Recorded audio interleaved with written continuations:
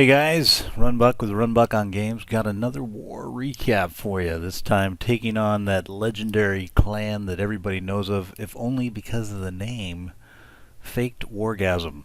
I know you've all faked it one or two times, having that great moment. Let's admit it.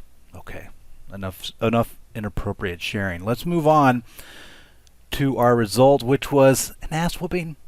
Looks closer than it was. 81-88. They outplayed us extremely well at Town Hall 9 and at Town Hall 10. I mean, their Town Hall 11 play was also, they had a lead, so basically, okay, at every level. Granted, we could have done a little better, but no. And their bases were a lot better. I liked some of their base designs. So look forward to seeing some locksmith action, at least on the Town Hall 11s for that. But anyway, let's take a look at some of the attacks we had, and then as a bonus, I will actually show you some of their attacks on our bases because we were that impressed. Alright, here we go. First off, most of the ones on our side will be Town Hall 9, then we'll have one from Town Hall 11. I guess let's look at Town Hall 11 first. I had, well, let's be honest, I tried to 3-star this base, and is this the one I missed on? Oh, I didn't miss. It wasn't that bad. But let me show you my attack. What's up? I'm trying to get replay 2 to play. Wait a minute. I thought Nord... Oh, wait. That's them hitting us. Yeah, I did miss. Yeah, so there you go. Okay, now this true honesty coming out.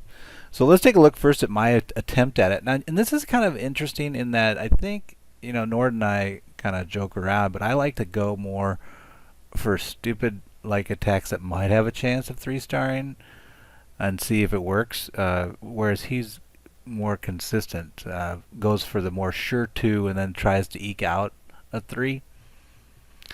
And the problem with this base that I saw that I'll try to expand on with the locksmith is it's really well built in terms of trying to force you to come down and away from the eye towers. And if you do come into the eye towers, it also is well designed in terms of trap placement. You'll see here in a second that this spot has a Tesla, so as you come in, you're not only going to be impressed with a CC and an HePkBo and another HePkBo and a Tesla. I mean, it's just too much, right?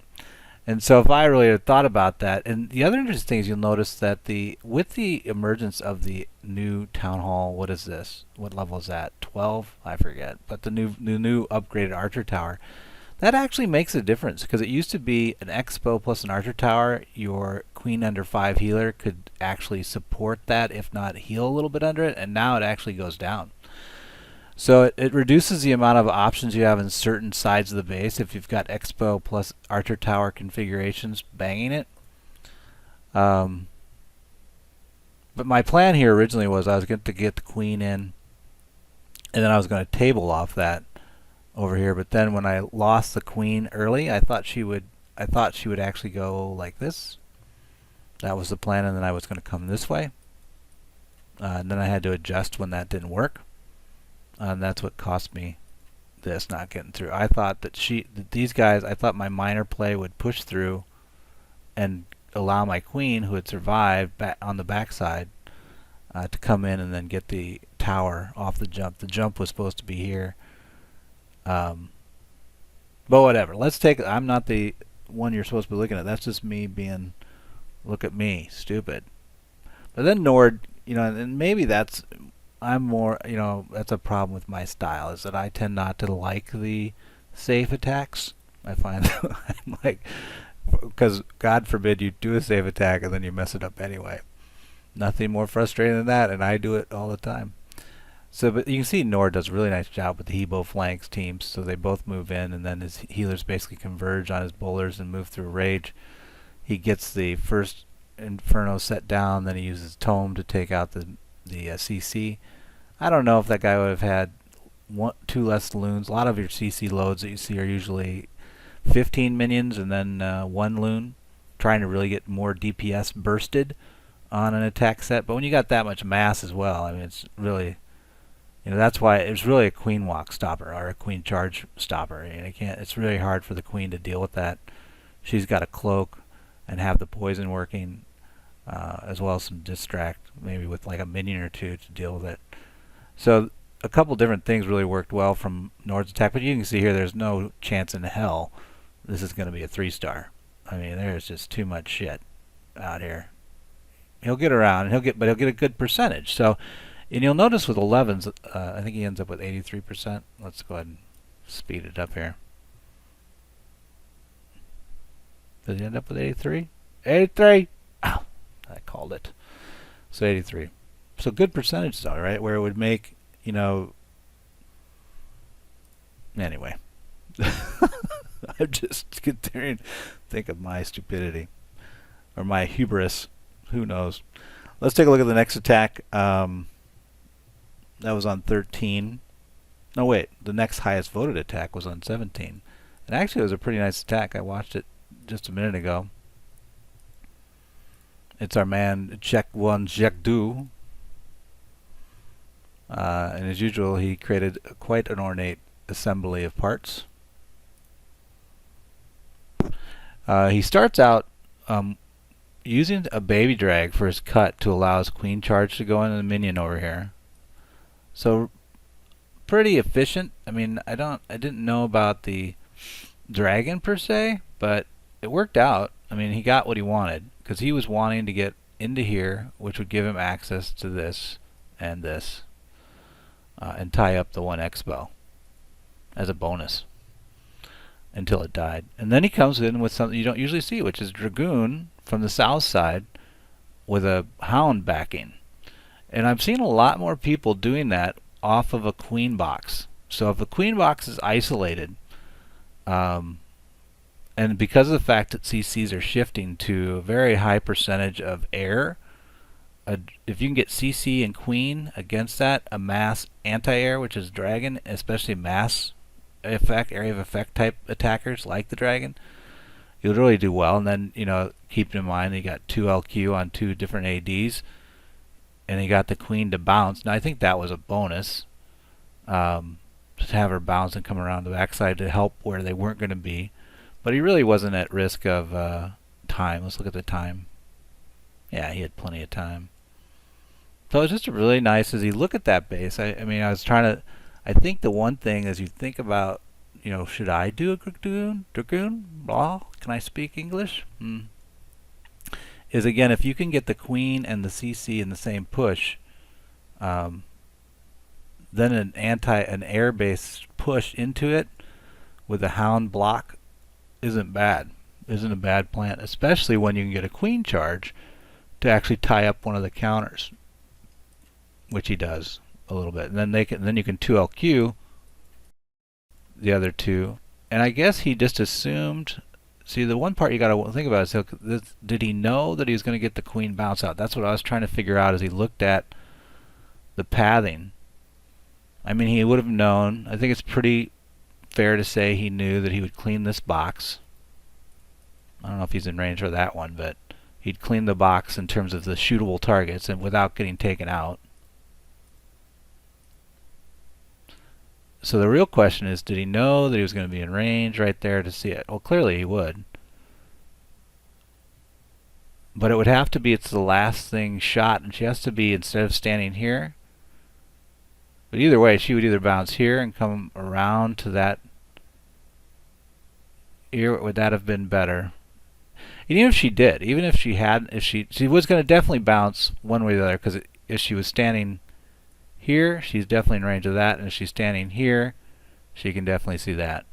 So would she do a loop-de-loop over to this side? I think she would. But I think he was planning on this being here, because he figured he could get the final AD down with her. Now, if he, and see, that's because it's like, well, what? I mean, a lot of people look at it and say, well, I can't get that third one. See, the air would definitely get killed off if he hadn't gotten it. It would have died off to some long range shooting. Let's take a look at the ranges. I mean, it wouldn't get to it though. So you'd need something like maybe a late stage hog or. But see, that's where he just kind of he knew, and it was what was the hit on that? That was the. Oh, that was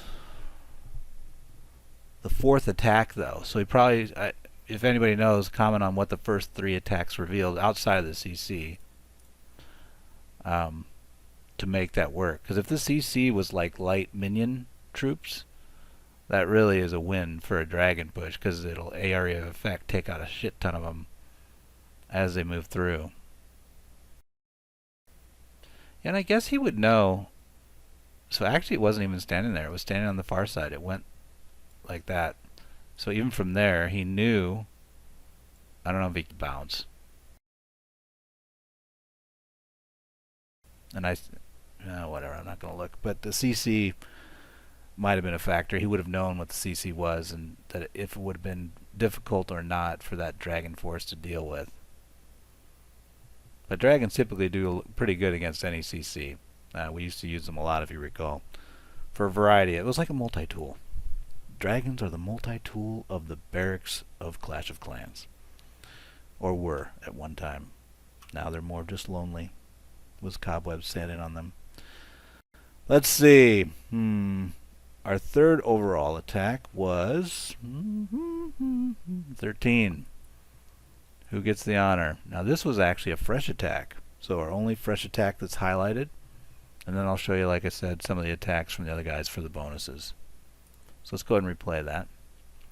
Ohio Legend really put together a nice attack here. And what's interesting about it is, the latest shiny widget that's in the Clash community is this healer P.E.K.K.A. And we've seen more struggle with this, or inappropriate usage perhaps, wrong base, wrong time. But in this case, it actually works out, and he doesn't end up, not having enough time or being at risk of time. He just does has 2 nice flank work, and then comes in with the healer P.E.K.K.A. with bowlers backing, which I think might be, so it's a HeBo, or it's a HePkBo healer P.E.K.K.A. bowler, which then now they're bouncing out kind of helped out, right? Although he had a minion, so really thought through like what he needed on the outside. There's an archer for cleaning there, so he's helping the P.E.K.K.As stay central, and they've got just 2 healers on them, and it's enough juice for those 3 P.E.K.K.As to just keep trucking. And I don't know, did he start with 3 P.E.K.K.As? I think he did. So clearly they weren't under any risk at any time. He started with 4 healers, 3 P.E.K.K.As, yeah, and the bowlers. So maybe that healer P.E.K.K.A. bowler with cuts. Because really his padding, look at all the walls he broke. I mean, you can kind of see it in the background. Look at that. You can see where the P.E.K.K.As went. How many walls are they going to break? A gazillion. And those were all max walls. So I guess what really probably, if you were looking at a base and thinking, can it? Is that he has this large dead zone, which really allows the P.E.K.K.As to not be under like they hit their first box, they deal with the interior, and then they're back to working. So it really isolates the guys into separate compartments of pressure. P.E.K.K.As really, you need to kind of focus fire them down, or somehow get the healer backers down, or delay them so that they take too long. So I would say box count on the base, like when you count how many boxes are surrounded by the wall, might be a factor of determining if that attack is a good one. But the mix, I think those bowlers behind it really help the healers or the P.E.K.K.As move through. A lot of people try to overdo the P.E.K.K.As, and they're too slow. They just have a ton of DPS, wank, but their attack speed is so slow that they sit there and pause and stare at the building. The bowlers will actually clear. They'll be chucking when the P.E.K.K.As are hitting, and they're clearing ahead of the P.E.K.K.As. So they're speeding the P.E.K.K.As up, in effect, by doing that. So you gotta like that. So let's move on to some of the awesome can of awesome that fake Wargasm laid down on us. Maybe first and foremost, Chris was kind enough to suggest the second. So the second attack on Chris was able to Town Hall 10, take him down. Let's take a look at that. He offered it. Redneck is the one. Oh, Juggernaut did it. So it's a mid Town Hall 10 base. So it's not like unheard of to 3-star this. HePkBos aren't fully developed yet. The Royals are really strong, and with any great war clan, they tend to focus on really strong Royals at every level, all the way down through their clan, and these guys were no different. Had really good depth on the Royal strength all the way through and at every level, and what the maxes are for the level. But the Queen charge, not really worried about Inferno. The burn rate on that thing is not strong enough to deal with a queen by herself. So one thing that might be questioned is, could he have predicted his queen being able to lock first to that eye tower? Because that's what really enabled it. Ooh, look at that nice miner play against the eye tower. Once he had the, did you see that clear and then the miners came in to basically get right on the Inferno right away? That was nice. So this might be worth looking at one more time. So that would be the one thing I would think. I mean, the queen charge is one thing, but then to be able to know what the queen, in what order the queen would get to the Inferno, because clearly here the plan is to isolate her and make her wait. Let's take a look at the map. So when you look at his base, pausing, you can see that she's set right here. This Inferno is set to defend against these flanks and not so much in the backside. But to come in through this way, you know your queen, which is a shot range of 5, she's going to be, her pathing would usually come down and around and through, I would think. If she'd come from the top, so like if she'd come here, you'd have to know that she wouldn't do this. And you could model that. You could know that coming in, that whether or not she would be here or here. If she's here, she has to be really down low, because if she locks that top storage first, and it's set a little further out, it's a tile out, so she'd have to be low on low side. She picks the AD, then she swings low, takes out the queen, deals with the CC. She's in the low position,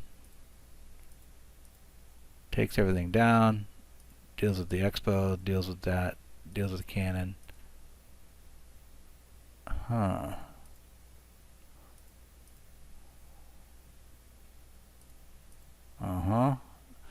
So really the part of his base design that kind of hurt him is if he would shift this down, that group down, and not have that, and have the Tesla on this side instead, the queen wouldn't have that pulling action towards it. But it is, I mean, check her out. Can we get her to show her radius? Come on. Come on, girly girl.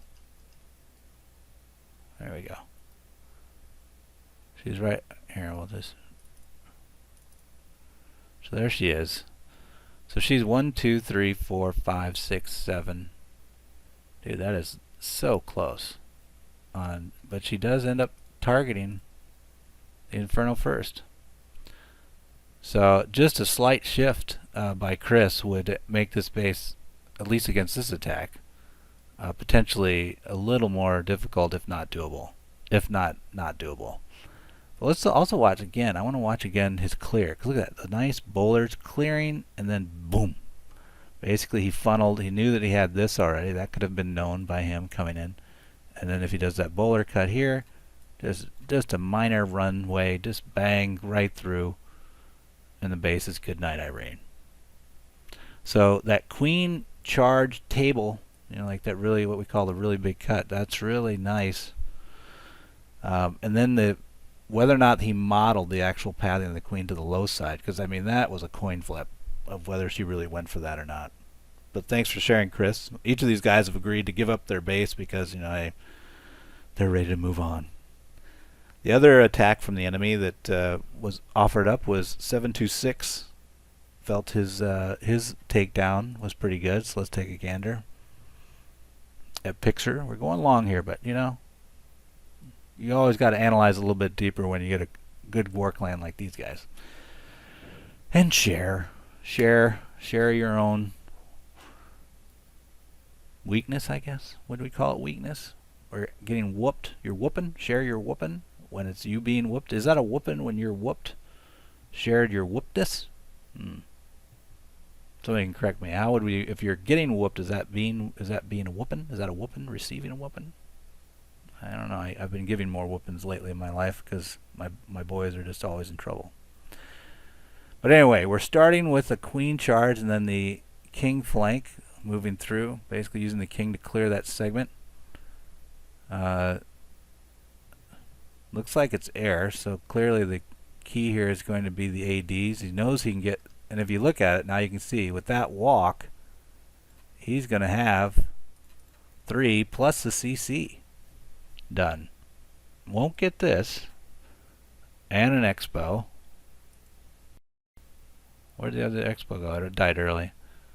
And so then here he comes. Oh, and he's got the HePkBo tied up because she's in range. So basically every defense against air at that point, if you look at the base, is out, right? So recognizing that is really what the interesting key is, and knowing that, you know, will my king get this far because you wouldn't want it this wide. So he's keeping the dragons pretty tight. And look at that, just nicely takes out as it times out, because that could have been a problem, you know. So the queen, yeah. So I would say 726 probably realizes that now. He doesn't like that channel set up there, allowing that walk to go all the way through. But wow, look at all the stuff that's left. 1, 2, 3, 4, 5, 4 balloons. It really isn't even close. But the big thing is the realization as you look at the components that the tools you have in your chest, right? Which isn't really about a given attack like HeBo, but rather pieces of attacks, like, you know, well, the surgical hog component, the queen walk component, the what will it get me, right? And then say, now that I have that, what now is the base showing in terms of weakness? And once you got that queen walk recognized as taking out 3 ADs plus a CC and locking the HePkBo, you realize, and if you get a king forward to run around this way, you realize that pushing through here really could lay it down. Now, was that, I think that, wait a minute, was that a scout? Was that like it's a 9.5, right? Yeah, so no infernos, and he was hit by 13. So that's kind of interesting, because 13, I think, is a Town Hall 10. I'm pretty sure. So this is also an example of a Town Hall 10, or Town Hall 9.5, being taken out by a 9, which is often very difficult for a lot of people to deal with the, you know, stronger and the extra aspects of the defense that are presented to a 9.5 that they embrace prior to the other stuff. So very nice attack on 726. And last but not least, they wanted to have us look at the enemy's attack on Nord. Oh, because they 3-starred him. So here's a Town Hall 11 3-star. And this base, I wasn't surprised. Nord actually asked before the war, should he run this base? And I said, well, it is a pretty popular internet base. And I said, most people probably, if they're serious, know how to play it.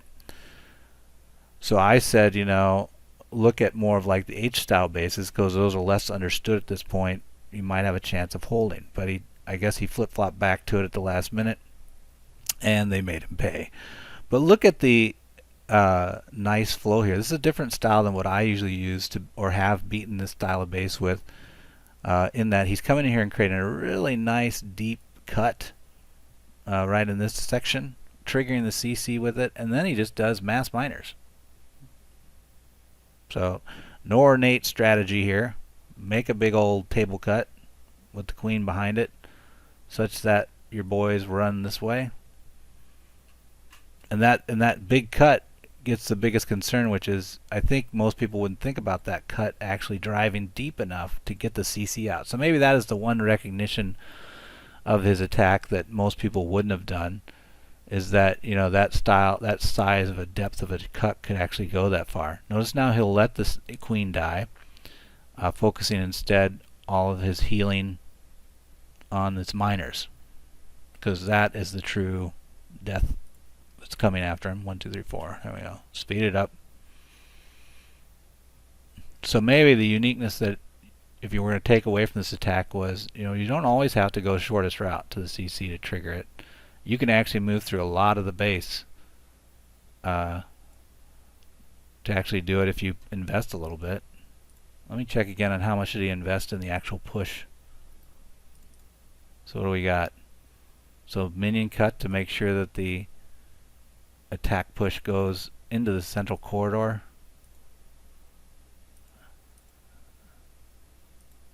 It's interesting, his giants tie up the Tesla and other stuff, gets a cut as well from it.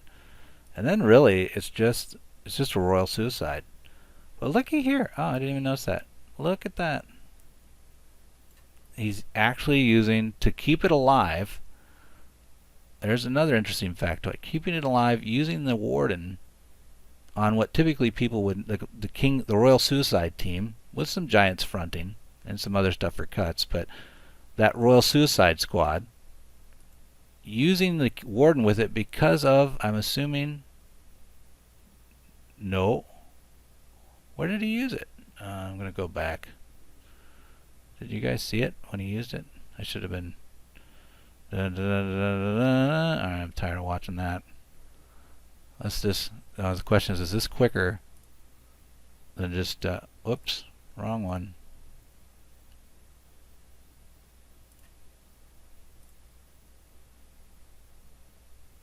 Okay. I'm watching now for where the warden... Did he use the warden for either the Inferno or the tower? So the Inferno, this tower's the CC, or the CC. Inferno or the CC. So he uses hogs for the trigger. There they are. If you look. Nice call there. So really, he did not wait. So it's a heavy investment in a trigger. And there's the tome. Good thing I stopped it right there. So he used the tome to handle the Inferno, to keep the health up of the units while he's trying to push through. And then once you're out of tome, that stuff stood there long enough. Interesting, because usually you'd have a lot more problems with that style of CC. What did he have in the CC? Was it mass minion?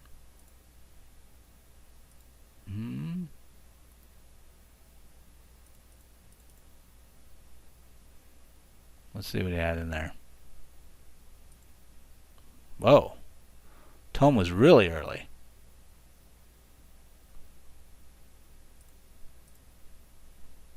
I wonder if he did that on purpose. What does he gain from that? Kept the giants alive. Which in fact gave his cut team time enough to get the cuts done without losing the giants. They then continue on into the internal side. Here's the ACC coming out. Looks like it's minions. 4 minions. Yep, all minions.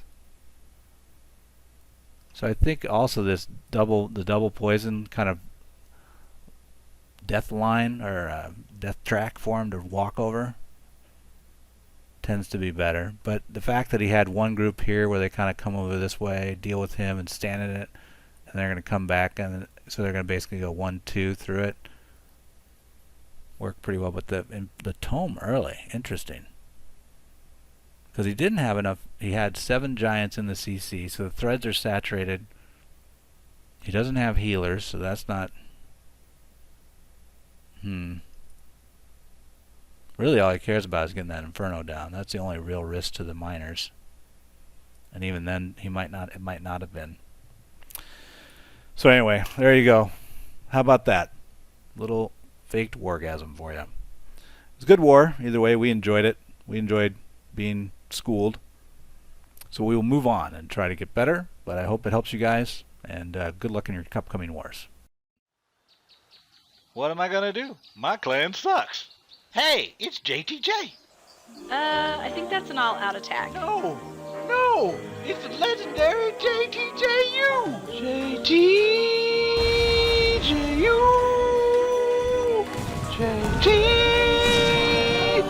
JTJ.